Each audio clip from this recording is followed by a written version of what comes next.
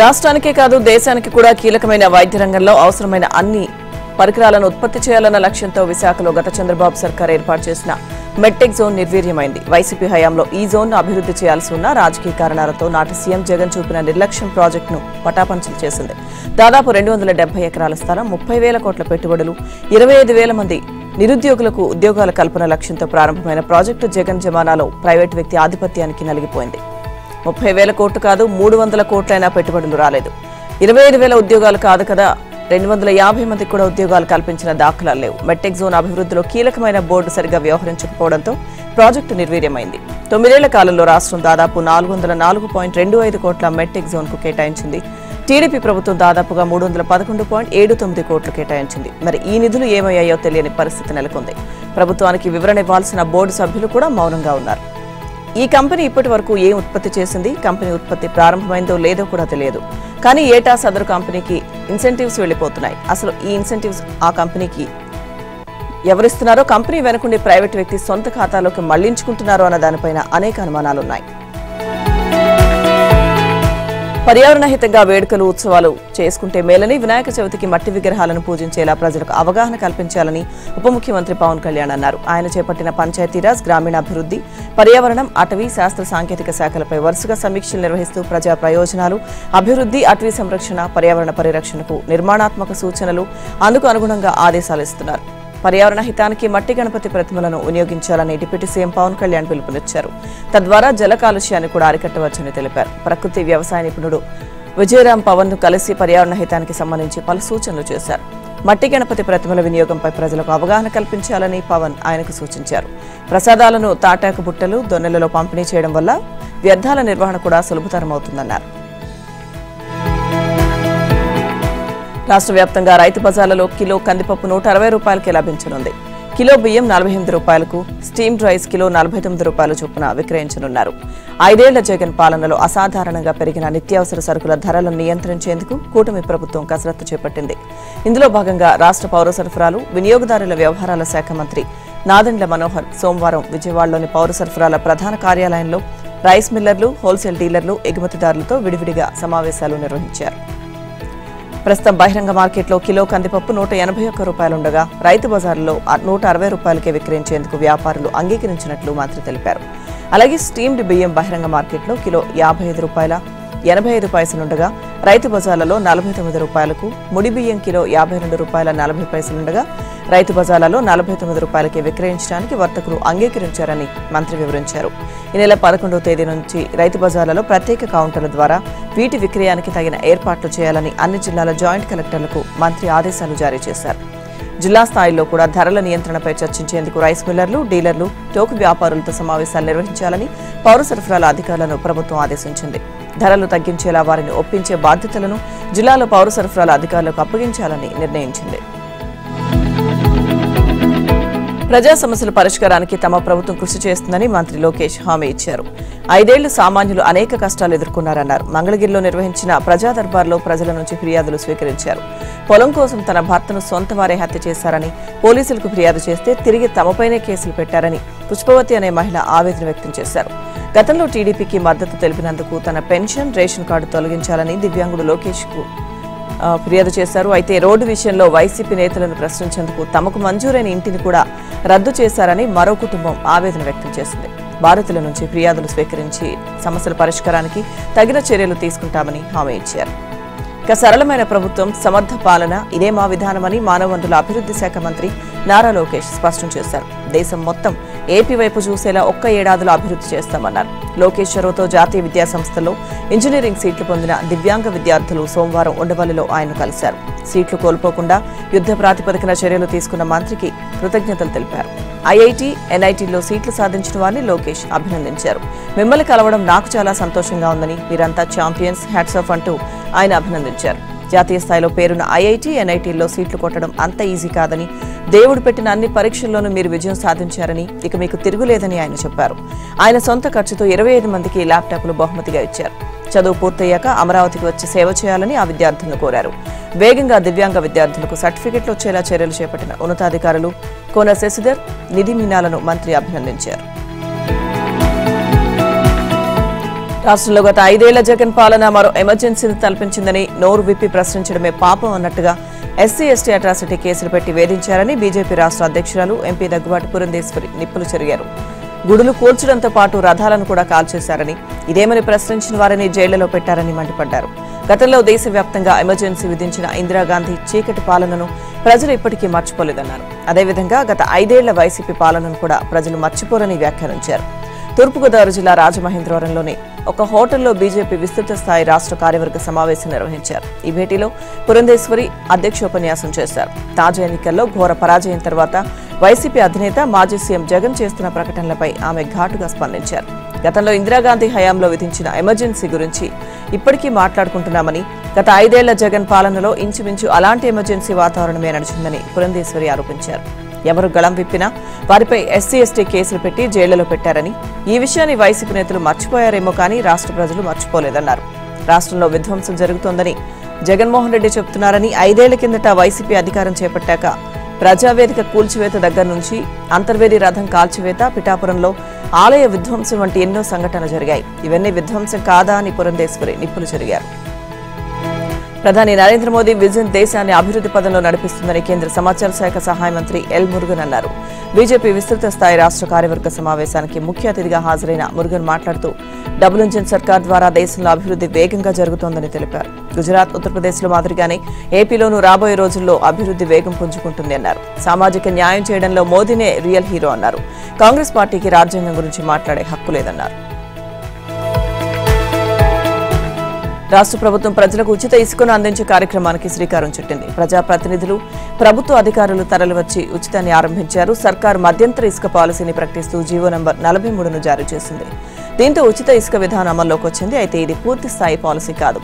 త్వరలో సమగ్ర పాలసీ రానుంది. అయితే మధ్యంతర పాలసీ ప్రజలు ఎదుర్కొంటున్న ఇసుక కష్టాలను తీర్చనుంది. ప్రైవేట్ అమ్మకాలు, అడ్డగోలు అక్రమ నిల్వలు, బ్లాక్ మార్కెటింగ్, అక్రమ రవాణాను చట్టబద్ధంగా అరికట్టేలా మార్గదర్శకాలిచ్చారు. ఉచిత ఇసుక విధానం అమల్లోకి వచ్చిన నేపథ్యంలో జగన్ సర్కార్ తీసుకొచ్చిన 2019-2021 ఇసుక పాలసీలను ప్రభుత్వం ఉపసంహరించింది. దీని ప్రకారం ఇసుక అమ్మకాల కాంట్రాక్ట్ రద్దయింది. అలాగే 18 జిల్లాల్లో ప్రతిమా ఇన్ఫ్రా, 8 జిల్లాల పరిధిలో జేసీకేసీ కంపెనీలతో గనుల శాఖ అప్పట్లో కుదుర్చుకున్న ఇసుక తవ్వకాలు, అమ్మకం కాంట్రాక్టు కూడా రద్దయిపోయింది. ఈ మేరకు ఒప్పందాల రద్దుకు అవసరమైన న్యాయపరమైన చర్యలు తీసుకోవాలని గనుల శాఖ కార్యదర్శి యువరాజ్ మెమో జారీ చేశారు. అయితే ఆ ఒప్పందం నుంచి తామే స్వచ్ఛందంగా వైదొలుగుతామని ఆ 2 కంపెనీల ప్రతినిధులు గనుల శాఖ డైరెక్టర్ ప్రవీణ్ కుమార్ ను కలిసి లిఖితపూర్వక నివేదిక ఇచ్చారు. దీంతో సోమవారం నుంచి ఇసుక తవ్వకాలు, అమ్మకాలు, నిల్వలు, రవాణా వంటి అంశాల్లో ఆ కంపెనీలు వేలు పెట్టడానికి వీల్లేదు. ఇప్పటికే వాటి నియంత్రణలో ఉన్న ఇసుక డంప్లను, స్టోరేజ్ యూనిట్లను రెవెన్యూ అధికారుల సమక్షంలో గనుల శాఖ స్వాధీనం చేసుకుంది.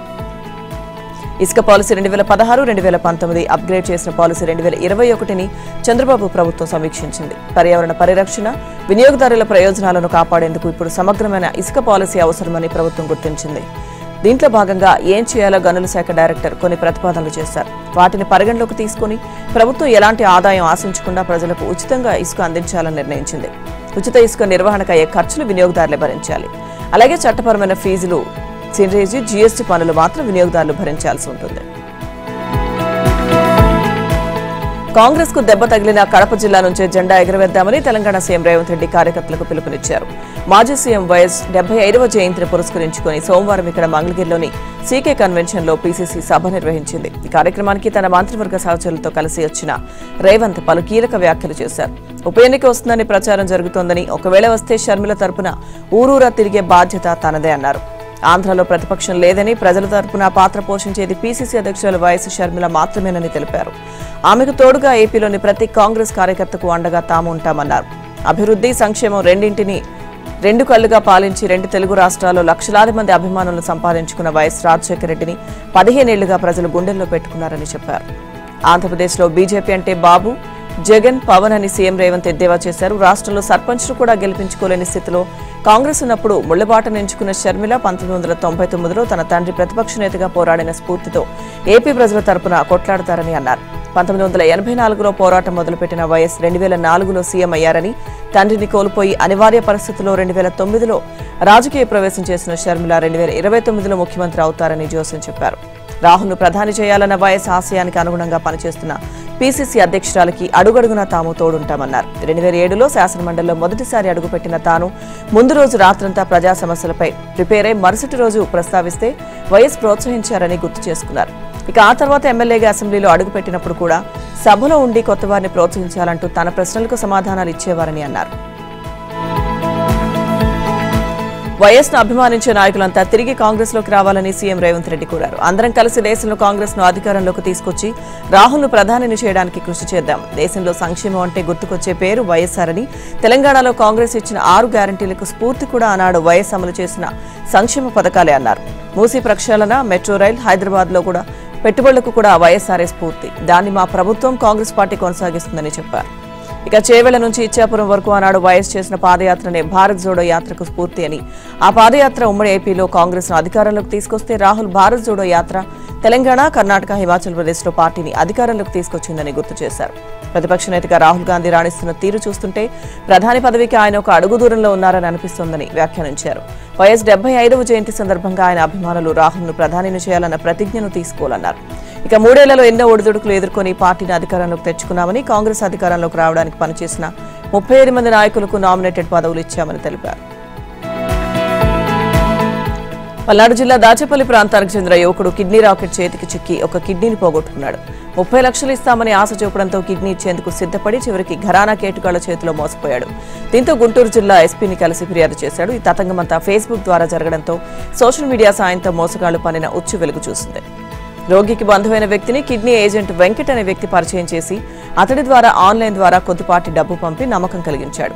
కిడ్నీ దానం చేయాలంటే సమీప బంధువే ఉండాలని చెప్పి బాధితుడితో పాటు ఆయన సంబంధికులందరి ఆధార్ కార్డులు, ఇతర వివరాలను మార్పించాడు. Sarath institute of nephrology and urology ఆసుపత్రి వైద్యుడు జి శరత్ బాబు కలిసి వారికి అవసరమైన విధంగా వీడియోలు తీసుకున్నారు. జూన్ 10న అతన్ని ఆసుపత్రిలో చేర్చుకుని 15న కిడ్నీ మార్పిడి ఆపరేషన్కి ఏర్పాట్లు చేశారు. మొదట ఎడమ పక్క కిడ్నీ తీసుకుంటామని చెప్పిన వైద్యుడు ఆపరేషన్ సమయంలో కుడివైపు కోత పెట్టడంతో ఆపరేషన్ సమయంలోనే బాధితుడు ప్రశ్నించాడు. కానీ డాక్టర్ అతన్ని దూషించి బెదిరించాడు. ఆపరేషన్ పూర్తయ్యాక పరిశీలించగా తన కుడివైపు కిడ్నీ తీసి కిడ్నీని వెంకటస్వామి అనే వ్యక్తికి అమర్చారని బాధితుడు చెప్పారు. గట్టిగా అడిగితే ఏం చేస్తావురా, నీకు డబ్బులు రావు, దిక్కున్న చోట చెప్పుకో, కిడ్నీ తీసిన వాళ్ళం నీ ప్రాణం తీయడం పెద్ద లెక్క, చంపేస్తామని బెదిరించారు. తనను మోసం చేసిన భాష, వెంకట్, సుబ్రహ్మణ్యం, డాక్టర్ శరత్ బాబు, వెంకటస్వామిలపై చట్ట ప్రకారం చర్యలు తీసుకుని తనకు న్యాయం చేయాలని బాధితుడు వాపోయాడు. విజయవాడలోని Sarath institute of nephrology and urology ఆసుపత్రి, దానికి అనుబంధంగా ఉండే మరో ఆసుపత్రిలోనూ ప్రతి నెల 5 నుంచి 10 కిడ్నీ మార్పిడి ఆపరేషన్లు చేస్తున్నారని తెలిసిందని బాధితుడు చెప్పాడు. తెలంగాణలో బీజేపీ టీడీపీని ముందు పెట్టి రాజకీయాలను మొదలుపెట్టిందని టీపీసీ కార్యనిర్వాహక అధ్యక్షుడు తూర్పు జగ్గారెడ్డి అన్నారు. ఏపీలో ఆడిన పొలిటికల్ గేమ్ నే తెలంగాణలో కూడా ఆడాలని చూస్తోందన్నారు. బీజేపీ ఎన్ని వ్యూహాలు పనినా కాంగ్రెస్ కార్యకర్తల శక్తిని చంపలేదన్నారు. ఆయన రాష్ట్రంలోని కాంగ్రెస్ కార్యకర్తలు అప్రమత్తంగా ఉండాలని సూచించారు. రాజకీయ పార్టీలు కొన్ని సందర్భాల్లో బలపడడం, కొన్ని సందర్భాల్లో బలహీనపడడం సహజమన్నారు. ఉత్తర భారతదేశంలో బీజేపీకి బలం తగ్గడంతో ఆ పార్టీ దక్షిణాదిన ఏపీ, తెలంగాణ, కర్ణాటకపై దృష్టి పెట్టిందన్నారు. ఈ 3 రాష్ట్రాల్లో ఫలితాలే కేంద్రంలో బీజేపీకి అధికారాన్ని తెచ్చిపెట్టాయని విశ్లేషించారు. ఈ 3 రాష్ట్రాల్లోనూ ఎన్డీఏ బలహీనపడి ఉంటే ఇండియా కూటమి అధికారంలోకి వచ్చి ఉండేదన్నారు. ఇక ఏపీలో పరోక్షంగా జగన్ ను మెయింటైన్ చేస్తూ పవన్ కళ్యాణ్ ను ముందు పెట్టి చంద్రబాబును కంట్రోల్లో తెచ్చుకున్న బీజేపీ ఆ రాష్ట్ర రాజకీయాల్లో 4 స్తంభాల ఆట నడిపించింది అన్నారు. ఆ ఆటలో కాంగ్రెస్ పార్టీని అక్కడ లేవకుండా చేస్తుందన్నారు. ఏపీలో అసలు పట్టేలేని బీజేపీ 3 సీట్లు గెలుచుకుందని గుర్తు చేశారు. ఏపీలో మాదిరిగానే ఇక్కడ పొలిటికల్ గేమ్ ను బీజేపీ స్టార్ట్ చేసిందన్నారు. అక్కడ పవన్ కళ్యాణ్ ముందు పెట్టి రాజకీయం చేస్తే ఇక్కడ టీడీపీని ముందు పెట్టి రాజకీయం మొదలుపెట్టిందన్నారు. కాంగ్రెస్ ప్రభుత్వం ప్రజలపై కక్షగట్టి వేధింపులకు పాల్పడుతోందని, అలాంటి వాటిని వడ్డీతో సహా తిరిగి చెల్లిస్తామని బీఆర్ఎస్ వర్కింగ్ ప్రెసిడెంట్ కేటీఆర్ హెచ్చరించారు. రాజకీయ కక్ష సాధింపుల్లో భాగంగా మేడ్చల్ జిల్లా ఫిర్యాదిగూడలో ప్రజలు కట్టుకుంటున్న ఇళ్లను అక్రమంగా కూల్చారని, దీనిపై చర్యలు తీసుకోవాలని సీఎం రేవంత్ రెడ్డిని కోరారు. కాంగ్రెస్ నాయకులు అమ్మినా కాంగ్రెస్ ప్రభుత్వం క్రమబద్దీకరించిన ఫ్లాట్లలో నిర్మించుకుంటున్న ఇళ్లను మాజీ ఎమ్మెల్యే సుధీర్ రెడ్డి ఏం ఆశించి కూలగొట్టించారో విచారణ జరిపించాలని డిమాండ్ చేశారు. ప్రజలకు మద్దతుగా వెళ్లిన బీఆర్ఎస్ నాయకులను పోలీసులతో నిర్బంధిస్తారా అని ప్రశ్నించారు. రేవంత్ కు అండగా ప్రచారం చేసుకుంటూ సుధీర్ రెడ్డి చేస్తున్న రాజకీయాలపై ఇంటెలిజెన్స్ నివేదిక తెప్పించుకోవాలని సీఎంను కోరారు. కాంగ్రెస్ నాయకులు రామ్దాస్ గౌడ్, జగదీశ్వర్ రెడ్డి, అదే పార్టీకి చెందిన కార్పొరేటర్ అమర్ సింగ్ కుటుంబం అమాయక ప్రజలకు ఈ ప్లాట్లు అమ్మారని, వీటిని రాజశేఖర రెడ్డి సీఎంగా ఉన్నప్పుడు 2008లో కాంగ్రెస్ ప్రభుత్వం క్రమబద్దీకరించిందని గుర్తు చేశారు. గతంలో రెవెన్యూ అధికారులు ఇది పట్టాభూమిగా ఎన్ఓసీ జారీ చేశారని తెలిపారు. సమస్యను శాశ్వతంగా పరిష్కరించాలన్న లక్ష్యంతో బీఆర్ఎస్ ప్రభుత్వం 118 జీవో పరిధిలోకి చేర్చి ప్లాట్ యజమానులకు మేలు చేస్తుందని పేర్కొన్నారు. ఇక ఈ విషయంలో అక్కడి మేయర్ జక్క వెంకటరెడ్డి కార్పొరేటర్లను కాంగ్రెస్ ప్రభుత్వం వేధిస్తోందని తెలిపారు. సర్కార్ బడుల్లో నెలకొన్న ఇబ్బందులను ముఖ్యమంత్రి దృష్టికి తీసుకెళ్లే ప్రయత్నం చేస్తే అసలు సమస్యలే లేవన్నట్టుగా విద్యాశాఖ ప్రకటించడం సరికాదని మాజీ మంత్రి హరీష్ రావు పేర్కొన్నారు. వాస్తవాలను మరుగున పెడితే ఎలా అని ప్రశ్నించారు. ఇవే సమస్యలు రాష్ట్ర వ్యాప్తంగా ఉన్నాయని నిర్ధారించేందుకు తన నియోజకవర్గంలో క్షేత్రస్థాయి పరిశీలన జరిపిన తర్వాత తాను గుర్తించిన సమస్యలను సీఎం దృష్టికి తీసుకెళ్తున్నట్టు హరీష్ రావు వెల్లడించారు. వంట మనిషితో పాటు సహాయకులుగా పనిచేసే వారికి చెల్లించే 3,000 రూపాయల గౌరవ వేతనం గతేడాది డిసెంబర్ వరకే వచ్చిందని, ఈ ఏడాది జనవరి, ఫిబ్రవరి, మార్చి, ఏప్రిల్, జూన్ నెలల వేతనాలు పెండింగ్ లో ఉన్నాయని పేర్కొన్నారు. 9-10 తరగతులకు సంబంధించిన మధ్యాహ్న భోజన బిల్లులు జనవరి వరకు మాత్రమే వచ్చాయని, ఆ తర్వాత 4 నెలలు పెండింగ్ లో ఉన్నట్లు తెలిపారు. 1 నుంచి 8వ తరగతి వరకు సంబంధించిన మధ్యాహ్న భోజన బిల్లులు ఏప్రిల్ వరకు వచ్చాయని, జూన్ నెల బిల్లులు పెండింగ్ లో ఉన్నాయని వెల్లడించారు.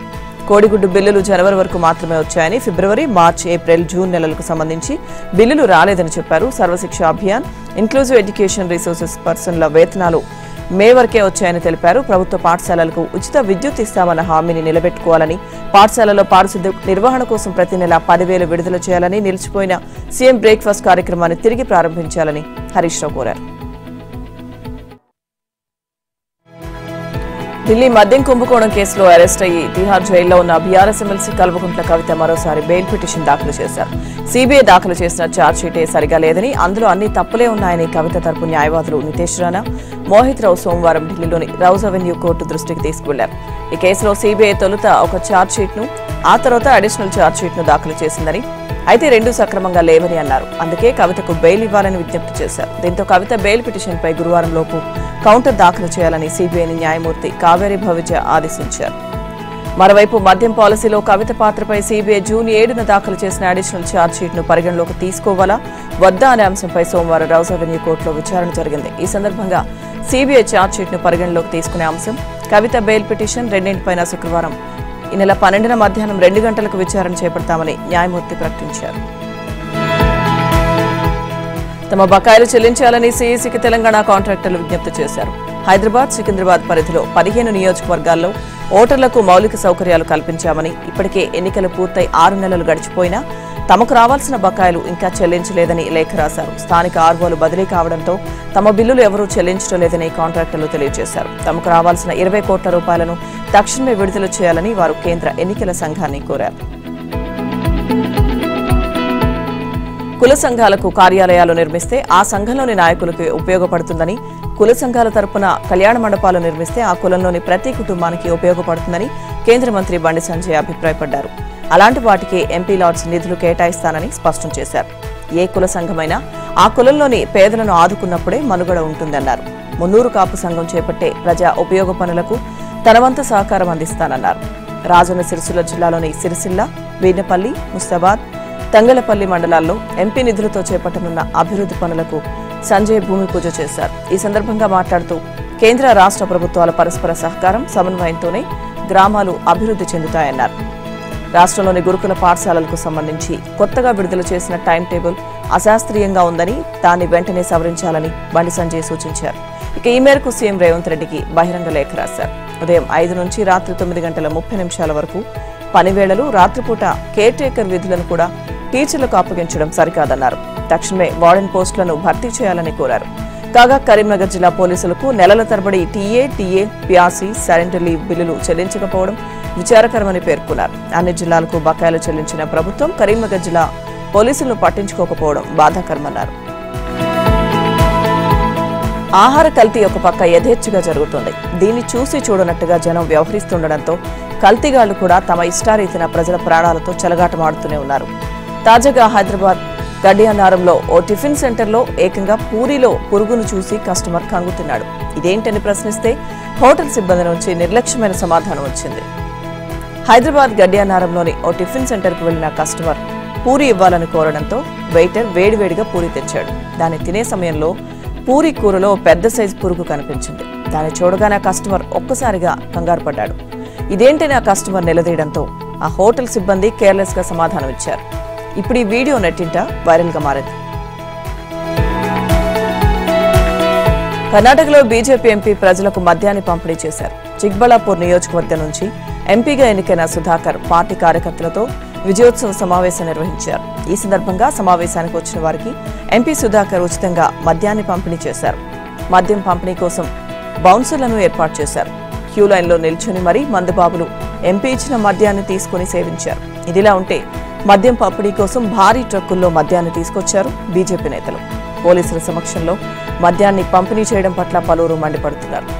ఇదిలా ఉంటే సమావేశం సందర్భంగా భారీ బందోబస్తును ఏర్పాటు చేయాలని బీజేపీ నేతలు స్థానిక ఎస్పీకి లేఖ రాశారు. అంతేకాదు ఆ లేఖలో సమావేశానికి వచ్చిన వారికి మద్యాన్ని పంపిణీ చేస్తామని, అందుకు సంబంధించి ఎక్సైజ్ శాఖ వద్ద అనుమతులు కూడా తీసుకున్నామంటూ లేఖలో పేర్కొన్నారు. బహిరంగంగా బీర్ కావాల్సిన వారికి బియర్, అలాగే విస్కీ కావాల్సిన వారికి విస్కీ పంపిణీ చేయడంతో సోషల్ మీడియాలో వీడియోలు వైరల్గా మారాయి. పొలాల్లోని నీటి మోటార్లను దొంగిలిస్తున్న ముగ్గురిని వరంగల్ జిల్లా హన్మకొండ పోలీసులు అరెస్ట్ చేశారు. నిందితుల నుంచి 3 లక్షల రూపాయలు విలువ చేసే 12 మోటార్లు, ద్విచక్ర వాహనం స్వాధీనం చేసుకున్నారు. జల్సాకు అలవాటు పడి మడికొండకు చెందిన ఆ ముగ్గురు వ్యక్తులు చోరీలకు పాల్పడుతున్నారని ఏసీపీ దేవేందర్ రెడ్డి తెలిపారు. వీరిపై పలు పోలీస్ స్టేషన్లలో 8 కేసులు నమోదయ్యాయని చెప్పారు. నిందితులను రిమాండ్కు తరలించామని ఏసీపీ చెప్పారు. నీట్ యూజీ ఎంట్రన్స్ పరీక్ష పేపర్ లీక్ అంశంపై సుప్రీంకోర్టులో విచారణ జరిగింది. విచారణ సందర్భంగా అత్యున్నత న్యాయస్థానం కీలక వ్యాఖ్యలు చేసింది. నీట్ క్వశ్చన్ పేపర్ లీక్ అయిన మాట వాస్తవమని స్పష్టం చేసింది. అయితే లీక్ అయిన పేపర్ ఎంతమందికి చేరిందన్న విషయం తేలాల్సి ఉందని పేర్కొంది. లీక్ అయిన పేపర్ ఎంతమందికి చేరిందో గుర్తించారా అని కేంద్ర ప్రభుత్వాన్ని ప్రశ్నించింది. పేపర్ లీక్తో ఎంతమంది ప్రయోజనం పొందారో, ప్రయోజనం పొందిన విద్యార్థులపై ఏం చర్యలు తీసుకున్నారో చెప్పాలని ధర్మాసనం కోరింది. నీట్ పేపర్ లీక్ అనేది 23 లక్షల మందితో ముడిపడిన అంశమని సుప్రీం ధర్మాసనం వ్యాఖ్యానించింది. అందుకే అన్ని వైపుల నుంచి జాగ్రత్తగా పరిశీలించాకే తీర్పు ఇస్తామని స్పష్టం చేసింది. అనంతరం తదుపరి విచారణను గురువారానికి వాయిదా వేసింది. నీట్ పేపర్ లీకేజ్ వ్యవహారంపై మరోసారి అఫిడవిట్ దాఖలు చేయాలని కేంద్రం, సిబిఐ, ఎన్టీఏను సుప్రీంకోర్టు ఆదేశించింది. జూలై 10వ తేదీలోగా అఫిడవిట్ దాఖలు చేయాలని డెడ్లైన్ విధించింది. లీకేజ్కి సంబంధించిన స్టేటస్ రిపోర్ట్ను అందించాలని సిబిఐను ఆదేశించడంతో పాటు నీట్ పేపర్ లీకేజ్ ద్వారా లబ్ధి పొందిన వారి డీటెయిల్స్ విడుదల చేయాలని సూచించింది. 67 మందికి 720 మార్కులు ఎలా వచ్చాయో విచారణ చేయాలని సుప్రీంకోర్టు స్పష్టం చేసింది.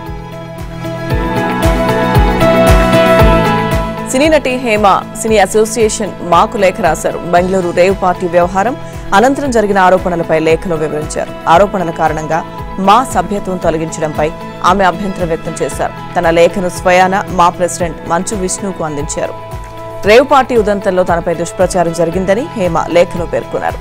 డ్రగ్స్ టెస్ట్లో తనకు నెగిటివ్ వచ్చినట్లు లేఖలో పేర్కొన్నారు. త్వరలోనే పోలీసులు జరిపిన పరీక్షల వివరాలు బయటకొస్తాయన్నారు.